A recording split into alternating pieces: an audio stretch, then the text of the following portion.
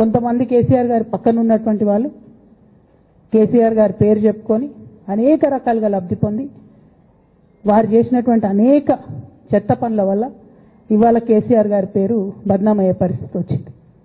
అయినా మళ్ళీ వాళ్ళనే మోస్తాం, అయినా మళ్ళీ వాళ్ళనే ముందుకు తీసుకెళ్తామని అనుకుంటే పార్టీ ఎట్లా ముందటికి పోతుంది?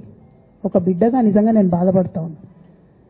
ఇవాళ 5 సంవత్సరాలు ఇరిగేషన్ మంత్రిగా చేసినటువంటి హరీష్ రావు గారిది మేజర్ పాత్ర లేదా దీంట్లో?